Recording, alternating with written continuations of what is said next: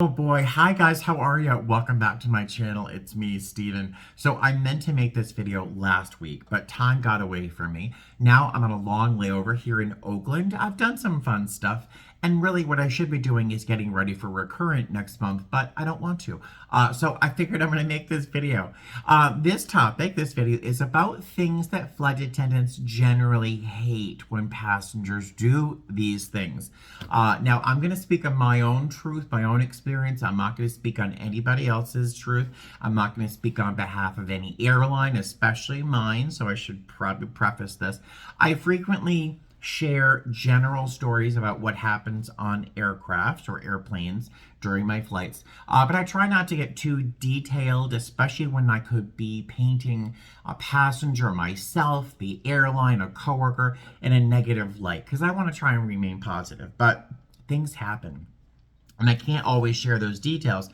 But there are a couple articles that have been popping up on my news feed online with some regularity, and frequently it's titled something like, here are some things that flight attendants absolutely hate when passengers do them, blah, blah, blah. So three of these articles have popped up recently, and I've kept them as open tabs on my laptop so I could film this video. So I'm going to go through three of these articles, and I may not go through every topic because they talk a lot as much as I do. I won't talk on every issue, but some of them are just really worth talking about. This first article, if I can get to the top of the screen, is titled, let's see, I was a flight attendant for 4 years. Here are 11 things passengers should never do on their flight. First thing pops up is stands up when plane takes off, lands, or experiences turbulence. Yeah, it irritates me to no end for a little while, because I can only inform, I can't enforce, I can't make you sit down, but I can ask you a couple times pleasantly, politely, usually in a very general way. I'm not going to say, hey, you in the red shirt, sit down. But ladies and gentlemen, please. It irritates me because, first off, other passengers, like children, will see you doing it and they'll get up too. And they start opening their overhead bins while we're experiencing turbulence. All we need is one suitcase, one tote bag, one carry-on to roll out of that overhead bin when you open it, and to hit another passenger on the head, to have all sorts of things happen. If you have not watched the news, people get seriously injured on aircraft all the time. And oftentimes, it's not in the air, it's when you're on the ground. When you're in training, you learn the most I don't want to scare anybody, the most dangerous time to be in an aircraft is when it's on the ground, moving. So keep your seatbelts on, sit down. I frequently will follow, please have a seat, with I love you, because sometimes I can sound a little stippy if I've had to say it like 5 times. Attack crew members or other passengers. I don't think that's ever happened on my plane. Well, I know it has happened, and I shut it down real quick. I'm 6'2", 230 pounds, and I am quite imposing, and I can turn into my mother at a snap. So things like that don't usually continue once I see something happening, but it does happen. You see it more on the news. I haven't experienced major issues on board myself. Attempt to disrupt the flight or damage the aircraft. The only time I've ever seen something like this is if someone is in a seat and they're bouncing, or some people get very animated and they're talking, usually after they've had a couple of drinks. And our seats, especially in my airline, are very close together, and that seat, every time you move, hits the back of the knees of the person who's sitting in front of, behind you. And the one time I can say that someone has seemingly wanted to damage the aircraft is they were punching the back of the seat because they were really frustrated and tired. Now, I can see myself doing that, and I probably have done something like that in the past, but that's the only occasion I've ever seen anything like that. The other instances that might be perceived that way are usually children who don't know any better, and that's like putting stickers on the back of the seats or coloring on the seats, things like that. But I've never seen someone really try to seriously damage the aircraft. Bring bigotry and prejudices on board. That really does irritate me, especially with my passengers. We are a melange of everybody. We've got black, white, Asian, Indian, I mean, gay, straight, trans. We have everyone on my airline, especially in Vegas. And if you or I catch wind of some behavior that is bigotry, or if you're being prejudiced towards a group, I will cut it right down. And it's not pleasant for anybody except for the person who's being the victim of the bullying, is what it really feels like. And I've had to say a few things, little things, but more importantly, it has been towards me that I have experienced the prejudice, and that I'm an openly gay man. I am a very gay man, and it is quite obvious to most people. And some people's reactions can be the eye roll when I make some announcements, or the elbow, hey buddy, look at this one, you know. And it's been said a couple times, the FAGGO, that word has come out of someone's mouth just last week, I think. And it is cut short, and usually because I'm very confident and self-aware, and I value myself immensely. And I will say, is there a problem? Excuse me. Is there a problem? Hi. And it usually shames them enough to just shut up, and that's worked so far. But if anyone is to treat any of my guests negatively with prejudice or bigotry, it would stop real quick the moment it happens. And if I have to bring it to the attention of the flight crew, the captain, for example, if the boarding door is open, if it's serious enough, I might have someone come out and talk to that passenger. Maybe. Smoke cigarettes or e-cigarettes on the aircraft. That has only happened a handful of times in my experience in 6 years. The last time it happened was probably 9 months ago, a year ago, and the poor man will never do it again.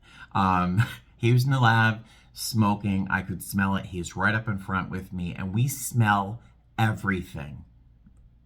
It's unpleasant, but odors are handling odors are a big part of our job. And that man was smoking, clearly smoking. And I knocked on the door once. Sir, please come out. No response. The second time, I hit that door real hard, statico, bam, bam, bam, bam. And yeah, he came out and he was horrified and embarrassed. Yeah, so that'll never happen again, I think. And I have had to tell one person that I had to write a report. And the minute you tell someone you're going to have to write a report on them, they really stiffen up and start following rules.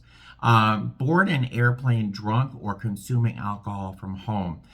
In 6 years, I've probably had 4 people come on board seemingly intoxicated. Now, I use the word seemingly because I'm not a medical professional. I cannot tell anybody that somebody is intoxicated. I can say they're behaving in an intoxicated manner. There's a thin line there. And if I catch someone drinking, especially like after you've been drinking and you brought your own booze on board and you start handing me the empties when I come through for trash, like, we don't sell that brand. So we're going to have a talk about the fines that are potentially going to be levied towards you for drinking your own alcohol on board. There's enormous fines. If the flight attendant you're dealing with is not a patient one, you could really suffer some financial issues after drinking on board. And there's reasons for that, because alcohol hits people differently at 37,000 feet than it does on the ground. I don't know how much alcohol you've consumed. And if I sell you another drink, because I'm going to cut you off right away, I don't know how much you've already had. I don't know if you've combined that with other things like pills or something like that. So we really keep an tight eye on that. And if I find out that you're drinking your own alcohol, all of my other crew members know, and my flight deck knows. And I'm probably going to tell the gate agent to make a note on their file. And yes, everyone, if you misbehave, there's probably a note on your file in that airline. Next one is mixed prescription medication with cocktails. I just said it. Alcohol alone can affect you differently in the air. Never mind add a medication to that. Now, some people come on board saying they took something to calm themselves down because they're afraid of flying. I understand that. I would do that very using minute amounts, because too much, you really don't want to pass out on an airplane, trust me. And then add alcohol to that, it's dangerous. One time, there was a guy that came on board, older man. He took medication to help with his, what is it when your leg moves without your permission? Restless leg syndrome. He suffers from restless leg syndrome. He took a medication before I got on board so his leg wouldn't dance around on its own. And that alone, without alcohol, at the pressure we are, we're at, the cabin's pressurized about 8,000 feet, 8 to 10,000 feet. That alone set him off to his blood pressure dropped so low, he was unconscious. We thought he was dead. So don't take medication on board. Really, it can be really, really horrifying. Forget essential items that make your trip more comfortable. Now, in my mind, my first thought is when you're dealing with children. If you're traveling with children, for example, bring more diapers than you possibly think you could ever use in one day, because you may, especially if you've flown this past holiday season during the weather we had, you may not get home for 3 or 4 days. No joke. If you, whatever, I won't talk about certain airlines. So pack multiple diapers, pack extra formula. If you have medication that you have to take, make sure you have everything. Do not put anything like that in your checked bag. It has to all go in your personal bag. And I would pack for 3 or 4 days. No joke, if I was flying. And then, you know, of course, if you're traveling with kids, take all their toys. Take the toys you don't think they're going to need. Take the electronic devices. Take up external battery. What was that? What was that? Backup battery? What do you mean? Because not every airplane has plugs? Yes. So pack those things so you can have a more comfortable flight. Walk around the cabin without shoes or socks. This just happened last night. A young lady, gorgeous. This girl was gorgeous, dressed to the nines. She had white fluffy socks on her feet. So she took her shoes off, which is a big no-no on an airplane for a couple of reasons, I'll tell you. And then she was about to step into the lavatory, and she was so cute, and she had it all together. The last thing you want to do is walk into one of our lavatories that are not cleaned very regular, and this is any airline. That bathroom floor is covered in urine, feces, vomit, blood. I've seen plenty of blood in those lavatories. There is all manner of stuff, including water and stuff. It might be water from our galleys and stuff like that. The floors are absolutely vile. Not only in the lavatory, the whole aircraft. If someone, not to make this a horrible video, if someone throws up on an aircraft, do you think the whole aircraft is cleaned thoroughly between each flight? No, that person throws up all over the floor. We do what we can to minimize the mess. The cleaners might come on, they might scrape it up, they might vacuum it. That's it. That's it. It's all in the carpet. And now it's all of your socks or your bare feet. And if you're wearing socks, like those white fluffy socks, she's going into the bathroom, walking around, picking up all the stuff on the floor, cleaning our floor for us, and then taking it home inside her shoes. Have I made a point? Don't take your shoes off. And this is not in this, and it won't be in this article. If we had to evacuate the aircraft, you don't want to be running around in bare feet or white fluffy socks. You want your shoes on. So if we have to evacuate, and it happens, you want to have your shoes on. What happens if we have to slide down that slide and you're out in a field of broken glass or, you know, flaming, whatever, you know? Wear your shoes. It's only for a couple hours. You can do it. Fly while showing signs of being sick. Now, after a couple years of a pandemic, we all know it's rude. It is rude to get on in any public space visibly sick. And for some reason, we have all forgot to how to cover our mouth when we cough. Have you noticed? I'm in the grocery store. People are coughing like we never had a pandemic in their hands. Touch, touch, touch. I don't know what's going on. But if you get on the airplane visibly sick and you look contagious to me or you sound contagious to me, I'm calling somebody to come on board and seeing if you're sick. If you're not sick, and we could call MedLink, which is an online hospital emergency room kind of thing. We can call them and say, hey, these are her symptoms. This is what's going on. What do you think? And they may say, remove her from the aircraft or give her a mask. And I'm more likely going to give you a mask. Please wear this. I don't want to. I'm not sick. It's allergies. Really? Please wear this mask. Use tray tables as diaper changing stations. Now, it's the tray tables or the seats. People, for some reason, because it's your baby and you are used to their poop and their pee and their diapers and all that and the smell, because you're used to it, you don't see it as an issue or a problem. It's still a biohazard. And now it's potentially on our seats, on our tray tables, and all over the place. So every lavatory that I have ever seen on an aircraft has a baby changing table inside. And it's more comfortable, it's better lit, you don't have to balance a baby on your knee. So please use those changing tables. Let's see. So that was one article, and that has been 15 minutes of me talking about that. Let's look at another one and see. Oh, there's only 2 articles. Let's look at this other one and see if there's any other different topics. This one is titled, Your Flight Attendant Will Hate It If You Do Any of These Things. Gallery. Let's see. Being rude over things outside of their control. What do you mean I'm not going to make my connecting flight? I gave myself 45 minutes between the 2 flights. What do you mean there's turbulence or weather or the delay? Or what do you mean I have to pay for my luggage? What do you mean you have to pay for an alcohol? Everything on that aircraft, besides the things I'm physically interacting with, is out of my control. And people, for some reason, get very upset with flight attendants. And somehow they think we're psychic and we know everything about the airline industry.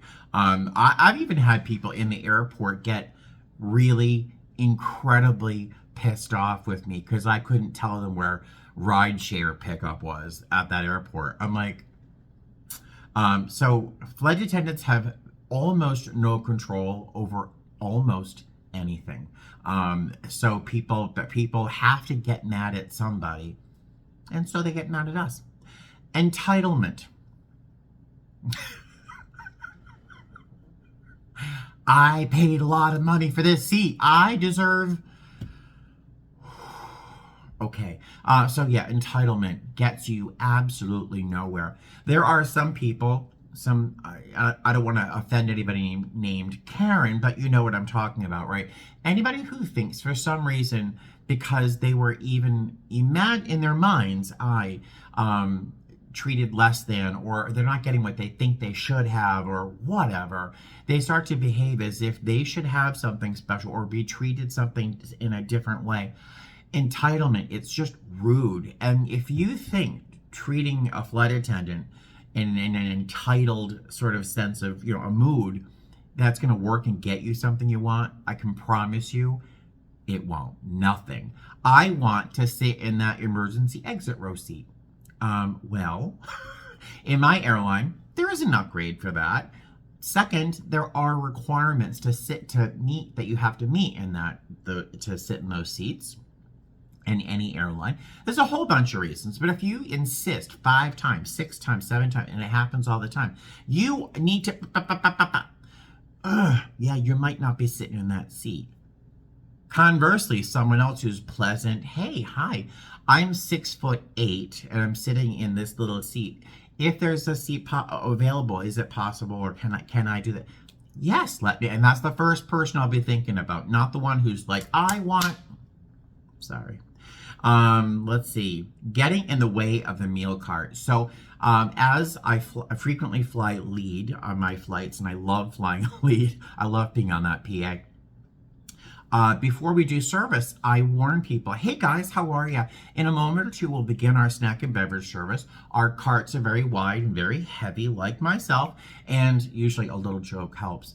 If you have to use a lavatory or stretch your legs or get into an overhead bin, now's a great time, because once we begin our snack and beverage service, I would ask you to please wait for our cart to pass by you before you get up, so that you're not stuck between two carts. No one hears a word I say. And you get these people who look back and forth at the two carts thinking, we're going to move the entire length of an aircraft so you can get up and... Oh, it is really irritating. Let me just squeeze by. I'm going to squeeze by. There's maybe 4 inches to get between the seat and the cart, and there's somebody's shoulder in the way. You're not going to squeeze by. And if you can potentially squeeze by, it's not going to be pleasant for you, for me, or the person whose face is going to be right next to you behind as you squeeze by. So, no. Have a seat if you could and wait for us to pass by you. Thank you very much.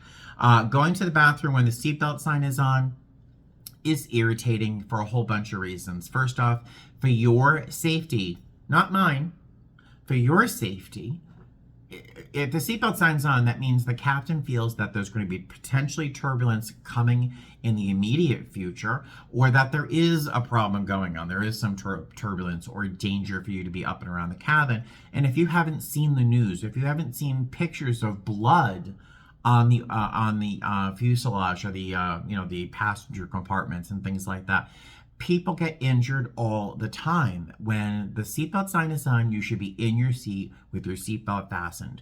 When the seatbelt sign is off, you should be taking an opportunity, because I'll tell you to use the lavatory, stretch your legs, get into the overhead bin. If you can use a lavatory, use one in the airport. I don't know why people wait until boarding to pee, or they'll wait for deplaning. Oh, hey, can I use the bathroom? Yeah, but I gotta get off the plane and go to the hotel. Could you use the one on the airport? No, I gotta pee. My favorite is the seatbelt sign is on, and a passenger who's like middle-aged, a middle-aged guy walks up and says, hey, I need to use the bathroom. The seatbelt sign's on, sir. Well, I'm gonna pee my pants. All right, in my mind, in my head, I can't say it out loud. Then I will now. In my mind, I'm thinking, sir, how, as a middle-aged man, did you get to a point where you're telling a complete stranger that you're going to pee your pants? Like, there's no need before that? You didn't know you had to pee? I don't know. It's impossible. I can't. But it is incredibly irritating and dangerous. Oh, another thing. It is dangerous for me as a flight attendant if you get up to use the bathroom and that seatbelt sign's on. If there is turbulence and the captain, for example, has said, flight attendants, please remain seated, I'm in my jump seat in L2 on a 320. That means I'm sitting right in front of a lavatory door.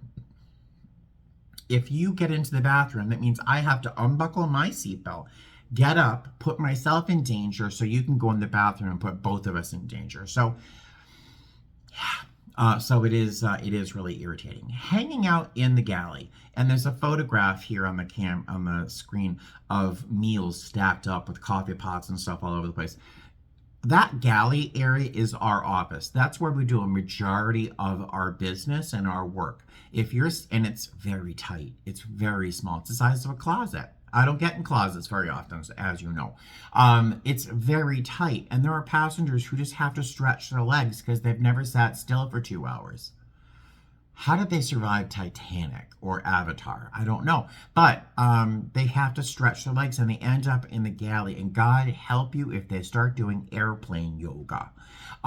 It's just awful. That's our busy space. That's our workspace. And when it's not our workspace, it's our peaceful, let me have 5 minutes alone space. It's the space where I get to sit down and actually eat a meal.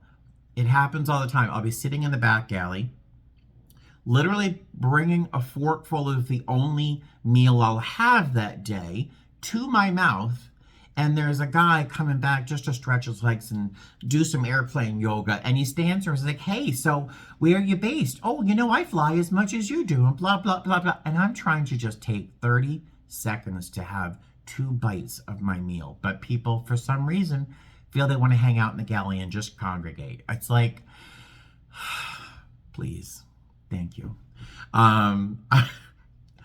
Hitting on them. Well, if you've watched my channel, you know I've only been flirted with once, and it was very nice. That doesn't happen to me. But I can see if I were a young lady or an older lady, I don't know, and I was being flirted with, I could see how it would be irritating.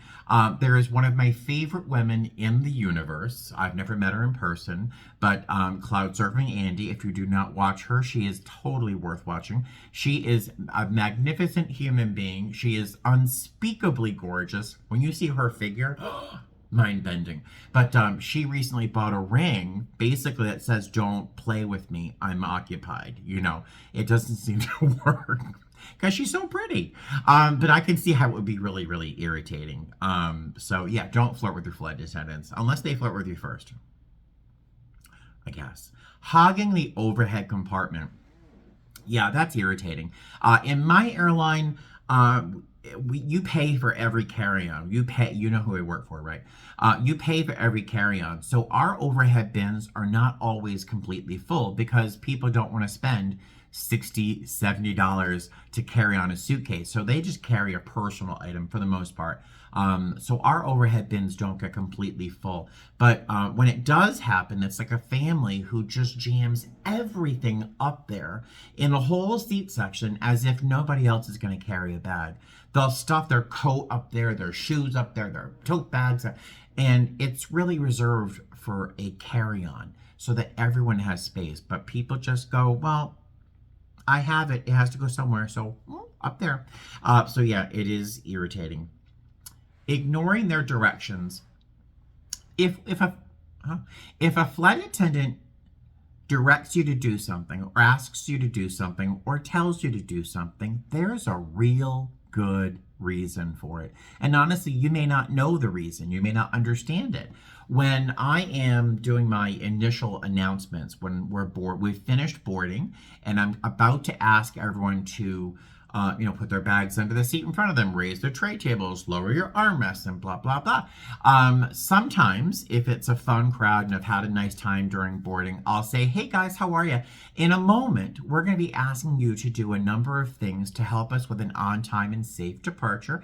And many of them aren't going to make any sense, but they're all things that we're going to ask you to do for safety reasons. So please just help us out and follow along with the game, right? And so we do the things and it usually works. But anything we ask you to do, every single thing we ask you to do is for your safety and for the safety of everyone around you. And when you don't care about your safety or anyone else's safety, it is incredibly irritating and potentially dangerous for other people. This next one is titled "Ignoring Them Entirely." Few things really irritate me anymore. The only things that really irritate me now as a flight attendant are when you disregard our directions, get up when the seatbelt sign's on, blah, blah, blah. But when you ignore me. Now, you're coming on board, and I'm saying, "Hi, good morning, hello, how are you? I love your earrings," or blah, blah, blah, or "Hey, welcome aboard." And some people come on as if I do not exist. And and it happens over and over again. Sometimes it's a game. How many people in a row are going to ignore me? And at a certain point, it's funny. If I have a chaser who's up in front with me, and it happens enough, or if someone is very spectacular with their ignoring me, we'll just look at each other like, yep. Hope you don't need anything really seriously on board. Not that I wouldn't take care of them. But it's just how rude, Some people will say, well, they're wearing noise cancellation headphones. I'm 6'2", wearing black and yellow like a giant Batman, and I'm standing right here in front of you going, "Hi, how are you? Welcome aboard." You can't ignore me unless you want to and you're trying to. And it is supremely irritating. Yeah, and then you're the person who says, "Hey, can I sit in the emergency exit row?" Keeping your headphones on while speaking to them. I don't see that. That doesn't always happen. The only time I really need you to take those headphones off is when I'm doing my exit row briefing. If I'm flight attendant B in my airline, I'm the one who briefs B briefs. are exit rows with the responsibilities of sitting in those seats. And I ask people to take both headphones out so they're not listening to Rihanna and me, but because I really want them to understand their responsibilities for sitting in that seat section.